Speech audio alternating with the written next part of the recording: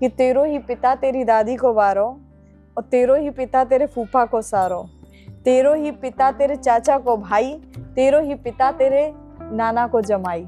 क्या पिताजी चार हो गए? पिताजी तो एक है, लेकिन संबंध अलग अलग हो गए। वैसे ही है कि जो चाहते हैं औगरदानी बन करके बैठे हुए हैं वो भोलेनाथ की आराधना कर रहे हैं, जो प्रेम चाहते हैं वो भगवान कृष्ण की आराधना करते हैं, जो मर्यादा में जीवन जीते हैं वो प्रभु श्री राघवेंद्र सरकार की आराधना करते हैं। एक इससे एक प्रश्न मेरे अभी मन में आया, पहले भी था, मैं सोचा कि कभी पूछूंगा। अभी आपने जड़ की बात की कि जड़ तो एक ही है। मैं ये पूछना चाहता हूँ वो जड़ कौन है? जैसे अगर मैं किसी भी भगवान का पूजा करता हूँ या कोई भी, तो वो किसको अर्पित होता है जाता है?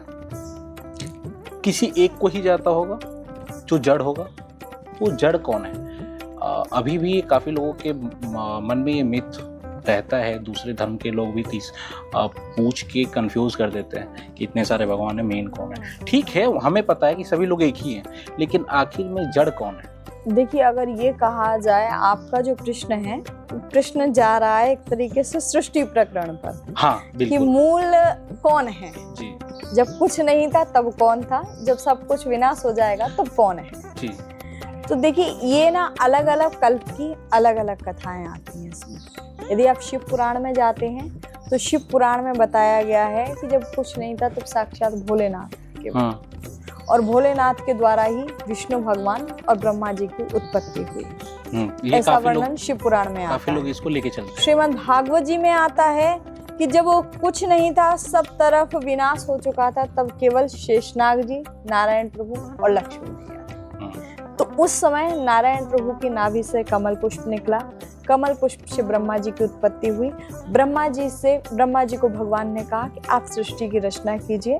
तब भगवान ने ब्रह्मा जी को कहा कि ज्ञानम परम गुह्यम वे यद विज्ञान समन्वितम, मैं तुम्हें ज्ञान सहित विज्ञान देता हूँ। वहां पर चतुर्श्लोकी भागवत यानी 4 श्लोकों में भागवत भगवान ने ब्रह्मा जी को सुनाई और फिर उनसे कहा कि अब तुम सृष्टि की रचना करो।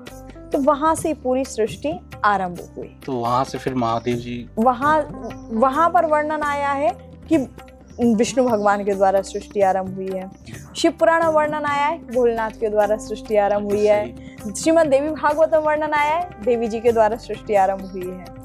पर हम मानते हैं कि हाँ, ये सृष्टि, पर दोनों को अगर देखा जाए ना, जितने आप पुराणों को पढ़ेंगे उतने पुराणों में आप उलझते चले जाएंगे। अगर पुराणों को एक दूसरे की तुलना करी जाएगी तो उनकी तुलना नहीं की जा सकती है।